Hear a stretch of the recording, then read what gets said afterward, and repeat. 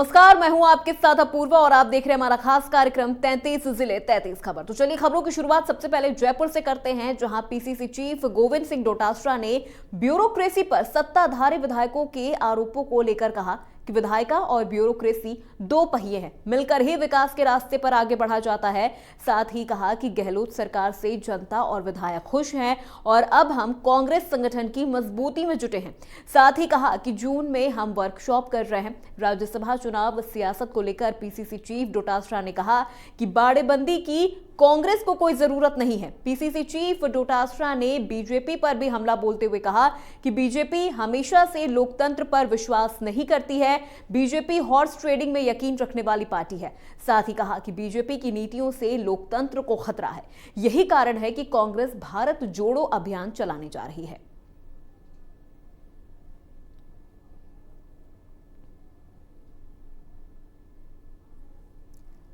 PCC chief Dotasra का बयान आया सामने, जहां उन्होंने कहा कि गहलोत सरकार से राजस्थान की जनता बेहद खुश है और कांग्रेस अब संगठन की मजबूती में जुटा हुआ है। साथ ही उन्होंने बीजेपी पर भी निशाना साधते हुए कहा कि बीजेपी से लोकतंत्र को खतरा है। बीजेपी इस वक्त सबसे ज्यादा लोकतंत्र के लिए खतरा साबित हो रही है।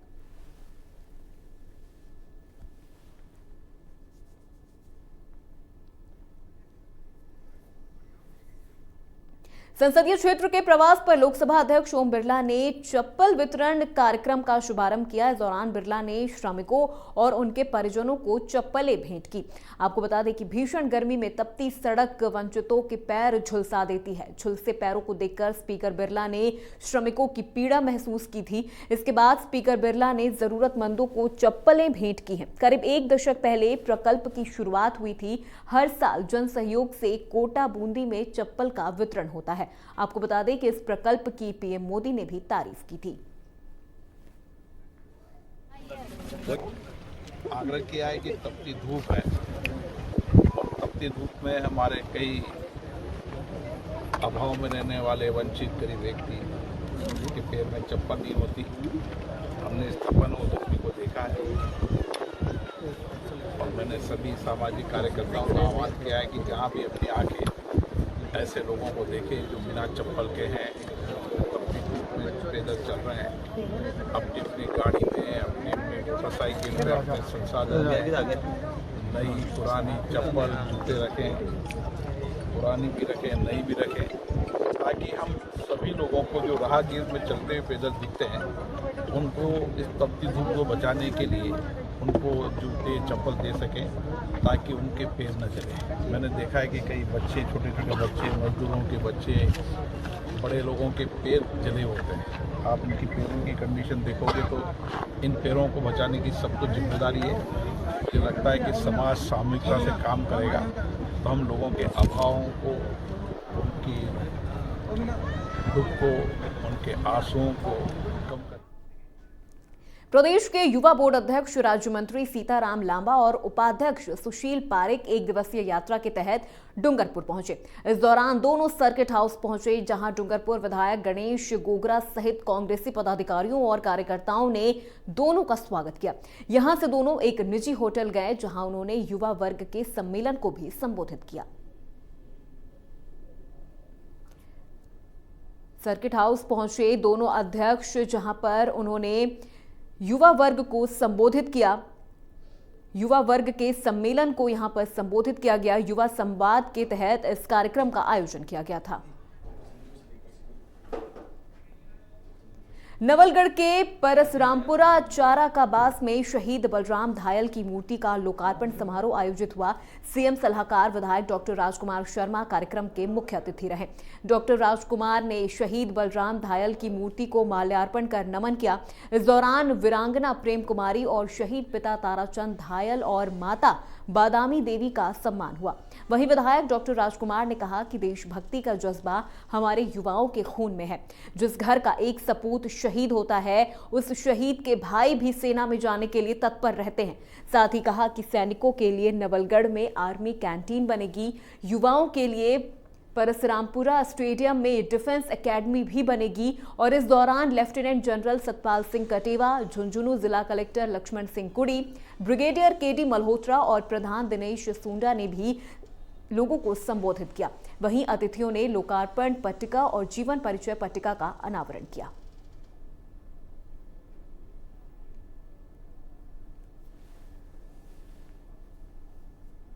मेहमान ब्रिगेडियर मल्होत्रा साहब। तो अगली खबर धौलपुर से है, जहां पर धौलपुर के बाड़ी शहर में एक कृष्णा नाम के युवक की पुलिस हिरासत में मारपीट के मामले में मौत होने की अफवाह ने तूल पकड़ लिया। घटना के बाद कुशवाहा समाज के सैकड़ों लोगों ने अस्पताल के बाहर जाम लगा दिया। वहीं महिलाएं भी डंडे लेकर आगे खड़ी हो गईं। लोगों को देख मौके पर पुलिस प्रशासन भी गायब हो गया। करीब आधा घंटे तक अतिरिक्त पुलिस अधीक्षक वचन सिंह मीणा पुलिस टीम के साथ मौके पर पहुंची और भीड़ से समझाइश की कोशिश की गई, लेकिन भीड़ ने की बात नहीं मानी। इसके बाद उपखंड अधिकारी मौके पर पहुंचे और ट्रैफिक बैरिकेड्स को हटाने की कोशिश की। इस दौरान भीड़ ने पुलिस पर पथराव भी कर दिया। पुलिस ने मजबूरन लाठीचार्ज किया और भीड़ को खदेड़ा। वहीं घायल युवक के तबीयत में सुधार है। पुलिस ने आमजन से शांति बनाए रखने की अपील की है।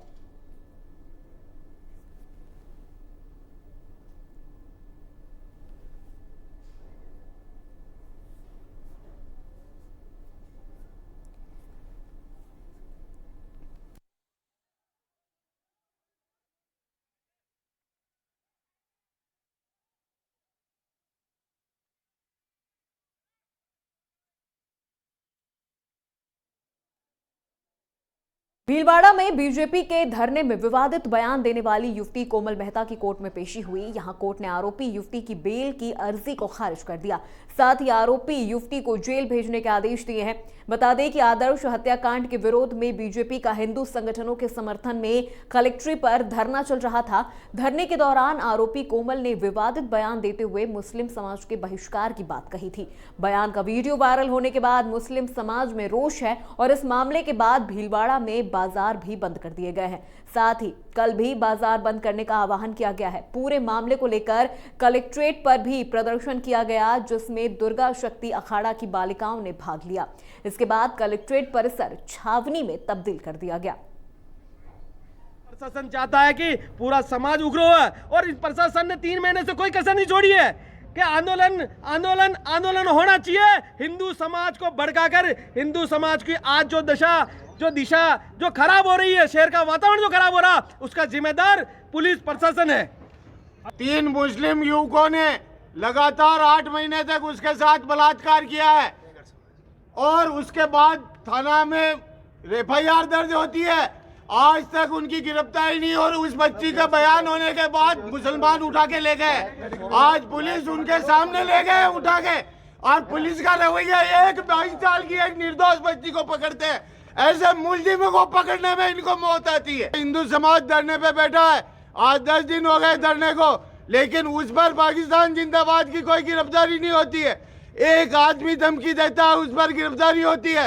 ये रवैया कतई बर्दाश्त नहीं करेंगे हम। 22 साल की लड़की जिसने 2 दिन पहले धरना स्थल पर आकर केवल इतना सा बोला था, उसके अंदर इसने मुकदमा दर्ज कर लिया, उसको गिरफ्तार कर लिया। और जो पाकिस्तान जिंदाबाद बोल रहे थे उसको 1 साल हो गया, उसके लिए हमें मुकदमा दर्ज कराना पड़ता है और इसमें वो 100 मोटो दर्ज कर लेते हैं। ये प्रशासन की तुष्टिकरण नीति है, प्रशासन का पक्षपात है। और इसी बात को लेकर आज विधायक जी और हम सब लोग जिला कलेक्ट्रेट के बाहर धरने पे बैठे हैं। प्रशासन की जो तुष्टिकरण की नीति है, पक्षपातपूर्ण नीति है, अन्यायपूर्ण नीति है, हठधर्मिता है, उसके खिलाफ ये 10 मई को कोतवाली थाना क्षेत्र में हुए आदर्श हत्याकांड मामले को लेकर भीलवाड़ा में एक बार फिर माहौल गर्मा गया है और जो हजारों की संख्या में जो यहाँ पर जो कार्यकर्ता हैं अलग अलग टोलियां बनाकर अभी भीलवाड़ा का बाजार बंद करवा रहे हैं। अभी मामला इसलिए तूल पकड़ा कि 19 तारीख से जो भाजपा का जो कलेक्ट्रेट के बाहर धरना चल रहा है, उसी धरने के अंदर एक कोमल मेहता जो भाजपा की कार्यकर्ता भी है और पार्षद प्रत्याशी रही है, उसने वहाँ पर कुछ विवादित बयान को लेकर उसके खिलाफ एक मामला दर्ज हुआ था और उसी मामले को लेकर जिस प्रकार आज उसको न्यायिक अभिरक्षा में भेज दिया, उसी से नाराज होकर भाजपा के जो विधायक विठल शंकर अवस्थी, भाजपा जिलाध्यक्ष लादूलाल तेली के नेतृत्व में जो हिंदुवादी संगठन के जो जुड़े पदाधिकारी हैं, आज कलेक्ट्रेट के बाहर मुख्य जो गेट है उसको बंद करके धरने पर बैठ गए। और जो कार्यकर्ता है, अभी हम देख सकते हैं कि कई टोलियां बनाकर भीलवाड़ा के अंदर बाजार बंद करवा रहे हैं और जो शहर के जो मुख्य बाजार हैं करीब करीब बंद हो चुके हैं और शहर के अंदर पुलिस बल तैनात किया गया है और पुलिस समझाइश के प्रयास कर रही है। लेकिन जो युवा है लगातार शहर के अंदर वाहन रैली के माध्यम से और पैदल चलकर ही इस बार जो शहर का है वो बाजार बंद करवाने में जुटे हुए हैं। करीब 2 घंटे हो गए, हजारों की संख्या में कार्यकर्ता अलग अलग टोलियों के अंदर घूम रहे हैं शहर के अंदर और बाजार बंद करवा रहे हैं। बाजार शहर के बंद हो चुके हैं और इन सबकी यही मांग है कि जिस प्रकार इनका बंद करवाने वालों का आरोप है कि जिस प्रकार पहले भी कई देश विरोधी नारे लगे उनके अंदर पुलिस ने कोई कार्रवाई नहीं की, लेकिन इस मामले में जिस प्रकार इन्होंने आनंद फानंद में गिरफ्तारी की है इसका ये विरोध कर रहे हैं। कोमल मेहता को जिस प्रकार आज न्यायिक अभिरक्षा में पेश किया, वहीं कोर्ट में पेश किया गया था जहां से उसे न्यायिक अभिरक्षा में भेज दिया और उसी से नाराज होकर जहां भाजपा के जो विधायक है विठल शंकर अवस्थी और जो भाजपा के जो पदाधिकारी हैं अभी भी कलेक्टर के बाहर धरने पर बैठे हुए हैं और कार्यकर्ता भाजपा के कार्यकर्ताओं के साथ ही जो हिंदुवादी संगठनों से जुड़े कार्यकर्ता इस वक्त शहर के अंदर निकले हुए हैं और लगातार बाजार बंद करा रहे हैं। बाजार के अंदर माहौल गरमाया हुआ है, साथ ही पुलिस भी पूरी तरह से चाक चौबंद व्यवस्था कर रखी है। किसी अनहोनी को टालने के लिए पुलिस प्रशासन लगातार गश्त कर रहा है और समझाइश के यहाँ प्रयास किए जा रहे हैं। इंडिया न्यूज के लिए मैं भीलवाड़ा से प्रहलाद। तो वहीं पूरे मामले के बाद कलेक्टर आशीष मोदी और एसपी आदर्श सिद्धू ने शांति व्यवस्था बनाए रखने की अपील की है। साथ ही कहा कि झूठी खबरें और भ्रामक जानकारी फैलाने वालों पर कार्रवाई की जाएगी। आरोपी कोमल की गिरफ्तारी मामले की गहनता से जांच के बाद पूरी निष्पक्षता के साथ हर पहलू की जांच की गई है। परसों की घटना है, जो धरना कलेक्ट्रेट के सामने दिया जा रहा था उसमें एक वक्ता ने आके कुछ ऐसी टिप्पणियां करी जो कि कानून के खिलाफ थी। जो संबंधित सेक्शंस थे उसमें ऑफेंस दर्ज किया गया, एफआईआर दर्ज की गई, लीगल ओपिनियन लिए गए, वीडियो फाइल पे लिए गए और उनके खिलाफ आज उनकी गिरफ्तारी की गई है। फाइल कंप्लीट करके कोर्ट में पेश कराया था, कोर्ट ने उनको जेसी कराया है। जो भी कार्रवाई की गई लीगल की गई, कानून के दायरे में रहते हुए की गई, किसी को बिना पक्षपात के बहक के की गई। तो इसी संदर्भ में इसको देखना चाहिए। मेरा आपके माध्यम से भीलवाड़ा वासियों से और शहर वासियों से अपील है कि किसी भ्रामक खबर या भ्रामक इंफॉर्मेशन के दायरे में नहीं आए। आपको जो ऑफिशियल जो सूचना दी जा रही है उस पर ही विश्वास रखें और कानून व्यवस्था बनाए रखने में हमारा। वहीं अगली खबर अजमेर से है, जहां ख्वाजा साहब की दरगाह में हिंदू प्रतीक होने का दावा किया गया है। दावे को अंजुमन कमेटी ने सिरे से खारिज कर दिया है। दिल्ली की संस्था ने सीएम को इसके लिए पत्र भी लिखा था। सोशल मीडिया पर बयानों के बावजूद जायरीनों का आना जारी है और भ्रामक बयानबाजी के बावजूद रूटीन की तरह ही पुलिस जागता रहा।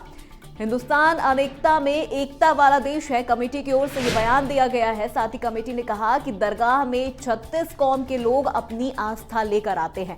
अंजुमन कमेटी के सेक्रेटरी सैयद वाहिद हुसैन अंगारा ने अपील की है, लोगों से बयानबाजी पर ध्यान नहीं देने की अपील की है। सीएम को जो पत्र लिखा है वो सरकार का काम है। सेक्रेटरी की ओर से ये बात कही गई है। उनका कहना है कि सरकार निष्पक्ष रहकर विचार करे। तो यहाँ पर ख्वाजा साहब की दरगाह पर भी दावा किया जा रहा है कमेटी ने, जबकि इस दावे को सिरे से खारिज कर दिया है और सीएम को जो पत्र लिखा गया है वो सरकार का काम है। सेक्रेटरी की ओर से ये बयान भी सामने आया है। पहले तो हम ये कहना चाहते हैं कि ये हमारा जो देश है ये सूफी संतों का देश है और जहाँ तक गरीब नवाज के दरबार को लेकर के ये जो कुछ भी बात फैलाई जा रही है, तो ये दरबार है गरीब नवाज का। ख्वाजा साहब के दरबार में करोड़ों लोगों की आस्था है, बगैर किसी धर्म, जाति, संप्रदाय, वर्ग विशेष का नहीं, बल्कि सब एक साथ ख्वाजा साहब के दरबार में हाजिरी देते हैं। और जहाँ तक गरीब नवाज के दरबार की बात है तो यहाँ पर मुसलमान तो आते ही हैं, मुस्लिम तो हाजिरी देते ही हैं, लेकिन मुसलमानों से ज़्यादा 60% 70% जो है हिंदू भाई ख्वाजा साहब के दरबार में आते हैं और ख्वाजा साहब के दरबार में अपनी उनकी मान्यता है कि ख्वाजा साहब के दरबार में हाजिरी देने से उनकी तमाम दुख तकलीफ़ें परेशानियाँ दूर होती हैं। तो ये जो बात उठाई जा रही है ये ख्वाजा साहब के दरबार पर नहीं उठाई जा रही है, बल्कि उन करोड़ों लोगों की आस्था को ठेस पहुँचाई जा रही है। हम तो सिरे से खारिज करते हैं। ऐसे कोई भी सर उठा करके और किसी के लिए भी कुछ कह देगा तो क्या उसको मान्यता मिल जाएगी क्या? उसको मान लिया जाएगा क्या? ये तो अब आज़ाद भारत है, जिसका जो दिल चाहे वो कह सकता है, कहे वो, उसमें क्या है। या कुछ होता तो कोई तो सवाल उठाता।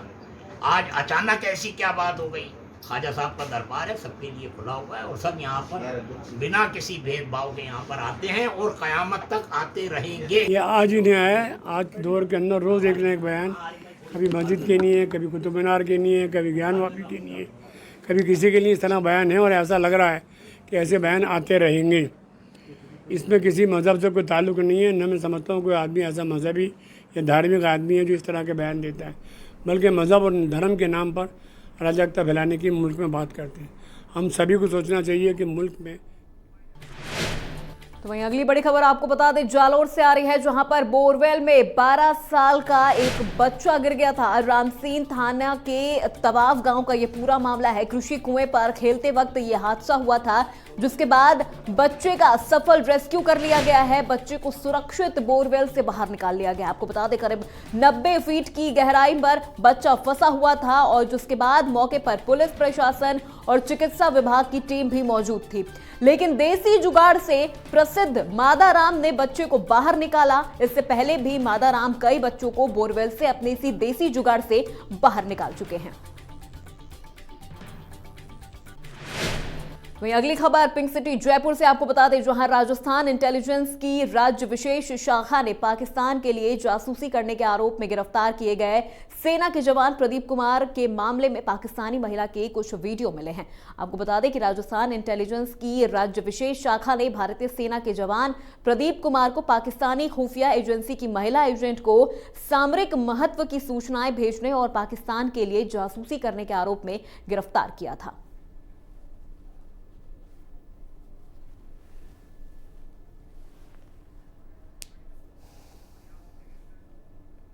तो इसी बीच हनुमानगढ़ से एक और बड़ी खबर आ रही है। आपको बता दें, वार्ड 57 में अतिक्रमण हटाने की कार्रवाई की गई और नगर परिषद ने ये कार्रवाई की। नगर परिषद को इस दौरान विरोध का भी सामना करना पड़ा।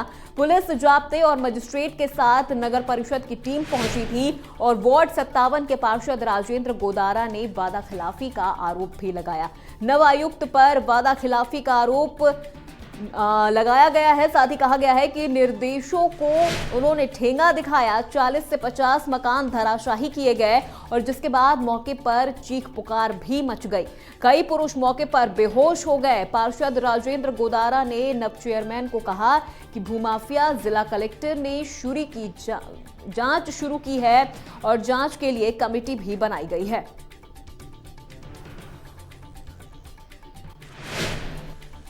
अजमेर के तबीजी गैस प्लांट के सामने चारागाह भूमि पर लोगों ने लोहे की केबिन और दुकान बनाकर पक्का ढाबा निर्माण कर कांटों की बाड़ लगाकर अतिक्रमण किया है, जिसे हटाने के लिए नोटिस भी दिए जाने के बावजूद अतिक्रमणकारियों ने अतिक्रमण नहीं हटाया।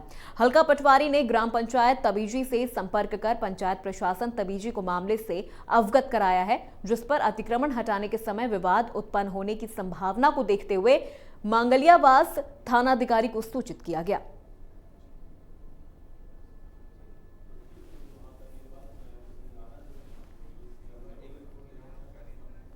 प्रदेश भर में एक बार फिर नए जिले की मांग जोर पकड़ने लगी है। पाली जिले में बाली के बाद अब सुमेरपुर को भी जिला बनाने की मांग उठने लगी है। सुमेरपुर जिला बनाओ संघर्ष समिति के तत्वावधान में शहरवासियों ने मुख्यमंत्री के नाम उपखंड अधिकारी को ज्ञापन सौंपकर सुमेरपुर को जिला बनाने की मांग रखी है।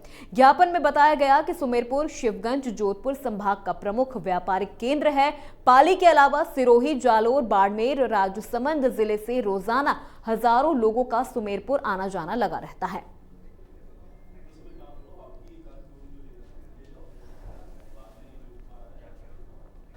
अगली खबर जोधपुर से है, जहां जयनारायण व्यास विश्वविद्यालय की परीक्षाओं में अनियमितताओं और पेपर आउट के आरोप लगाते हुए अखिल भारतीय विद्यार्थी परिषद नए कुलपति कार्यालय पर जोरदार प्रदर्शन किया।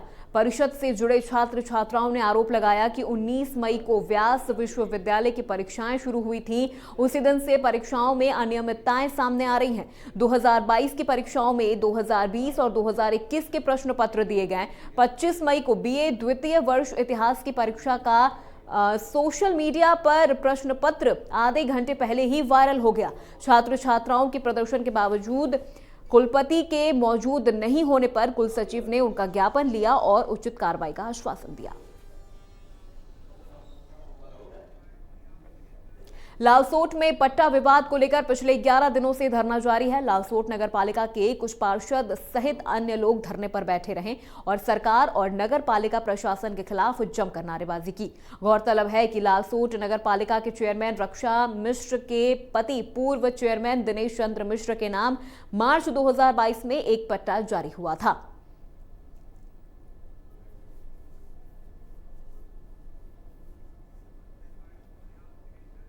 टोंक के पीपलू निवासी एक विवाहिता ने टोंक एसपी मनीष त्रिपाठी को शिकायत पत्र सौंपकर रेप के मामले में कार्रवाई करने की गुहार लगाई है। विवाहिता पति के साथ पुलिस अधीक्षक कार्यालय में शिकायत करने पहुंची। इस दौरान पीड़िता ने आरोप लगाते हुए बताया कि पति पानी के कैंपर की गाड़ी चलाने का काम करता है। जिस व्यक्ति के पास पति काम करता है उसी ने पीड़िता के साथ जबरदस्ती कर उसके साथ दुष्कर्म की वारदात को अंजाम दिया है। साथ ही पीड़िता ने बताया कि आरोपी के परिचित ने पैसे का लालच देकर मामले को रफा-दफा करने का भी दबाव बनाया है। दौसा के महवा में हिंडौन मार्ग पर दिन दहाड़े बाइक सवार बदमाशों ने बंदूक की नोक पर लूट की वारदात को अंजाम दिया है। इस दौरान बाइक सवार बदमाशों ने 1.25 लाख रुपए लूटे। बता दें कि बदमाशों ने मुर्गा व्यवसायी नरेश कुमार की कनपटी पर पिस्टल लगाकर लूट की वारदात को अंजाम दिया।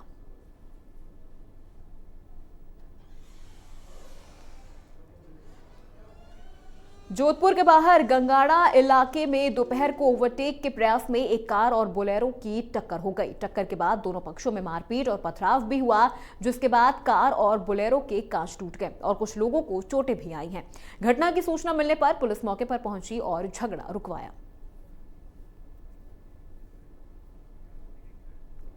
श्रीगंगानगर में पुलिस प्रशासन की अकर्मण्यता के चलते अपराधियों के हौसले लगातार बुलंद होते जा रहे हैं। पिछले 3 दिन से शहर में तोड़फोड़, सरेआम मारपीट और बदमाशों द्वारा लोगों को परेशान करने की घटनाएं लगातार बढ़ती जा रही है। सेतिया कॉलोनी रोड पर एक टेंट हाउस की दुकान पर बदमाशों ने मारपीट कर गले से रुपए ले जाने की बात सामने आई है।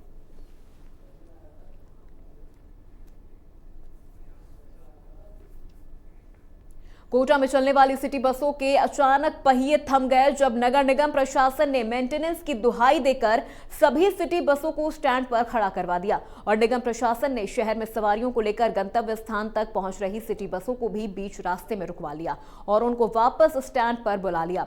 अचानक सिटी बसों को रोकने के बाद चालक और कंडक्टर ने हंगामा कर दिया और निगम प्रशासन पर कई आरोप लगाए। फिलहाल बुलेटिन में मेरे साथ इतना ही। देश प्रदेश की तमाम बड़ी खबरों के लिए देखते रहिए इंडिया न्यूज।